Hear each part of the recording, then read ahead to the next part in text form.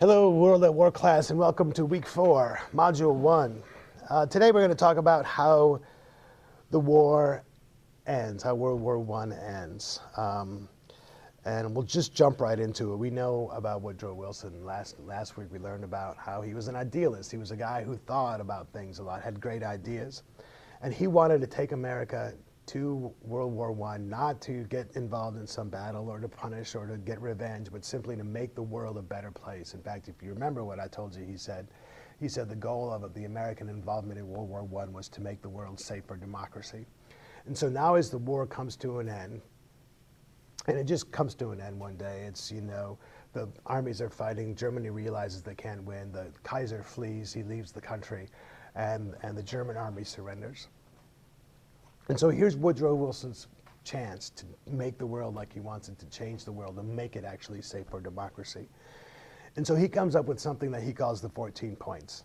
You'll have a link to the 14 points, and we're going to have you look at the 14 points as well. But basically, these 14 points in the video I'm going to have you watch by the Khan Academy goes into the 14 points in a lot of detail, but it's really to solve the problems that caused World War I. And if you think about the problems, again, the problems of bad leaders, of militarism, of nationalism, of imperialism, of hate and revenge, and certainly the people encouraging the countries going to war. The 14 points of Wilson was kind of designed to address all of those things, to try to make the war worth it. And so I kind of want you to envision, like, pretend World War I is like this tissue box, right? And so everything inside World War I is what happens inside the box. All the killing, all the battles, the Battle of the Marne, the Battle of the Somme, the unrestricted submarine warfare, the Zimmermann telegram, poison gas, trench warfare. I'm not sure if I said that, but all that takes place inside.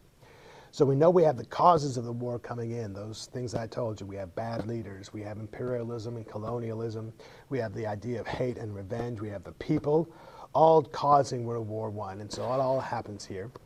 And then the whole idea and the hope is that when the world emerges from the other side of the war box, it'll be a different place. Those causes, those things that caused the war will have been solved inside the war box. And then when the world comes out the other side, it'll be new, fresh, clean, almost like if you've ever seen like a rock shining kit. It's all, get a rough rock on this side, you put it in the little thing, it tumbles around, and when it comes out, it's all shiny and new. That's kind of the idea of the war box. This is the concept of the war box. Here's the world going in, they have a war, and they come out, and it should be new. And this is what the 14 points was trying to do, is make this world a better place. That's not what happened. Unfortunately, Woodrow Wilson, he goes over to Europe. He's the first sitting president to go to Europe. And he goes over there to try to negotiate what becomes known as the Treaty of Versailles. And the Treaty of Versailles is designed, well, it was the peace treaty that ended the war. It solved all the problems, supposedly. But if you remember, there are the British and the French who are also involved in the negotiation of the Treaty of Versailles as well. Germany is going to accept whatever is forced upon them. So the French and the British and the Americans are the ones who get to decide how World War I is going to end.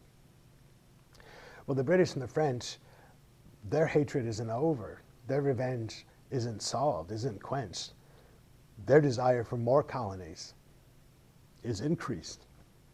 And so all these things, these bad leaders and colonialism and militarism, when they come out the other side, the British want more colonies. They want more military and less military for the Germans. And they even want to punish Germany for what they did.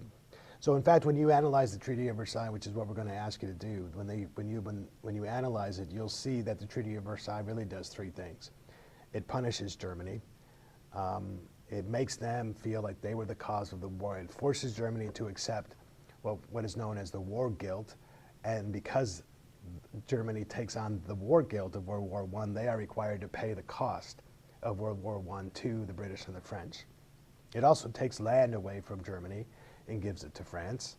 It takes, like I said, money away from Germany and gives it to France and England.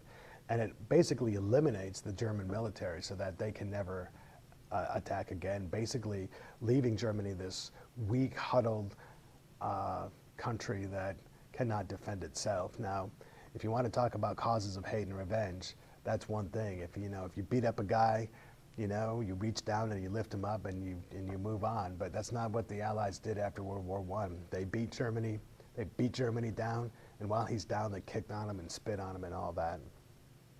And so that was not a very positive thing. That's the Treaty of Versailles. We're going to ask you to look at the possibility of how the Treaty of Versailles helps to cause World War II.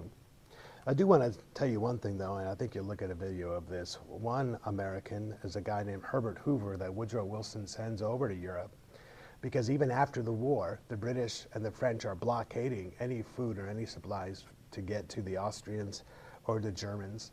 And so people are starving in the streets. They got nothing. The economy is in shambles. There's no food for them, and people are starving. And it's an American, Herbert Hoover, at the request of President Wilson, he goes over and he helps feed the Germans and the Austrians and the Belgians and whoever else needs food over there as well.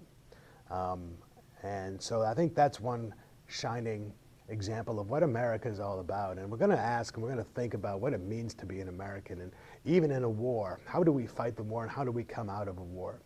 Do we punish people? Do we kick them while they're down? Or do we help them back up and help them succeed again, but being our friends this time? And Herbert Hoover is a great example of that. So take a look at those things, the 14 points of Treaty of Versailles, and we'll talk about one more thing dealing with this in our next session. So I'll see you then.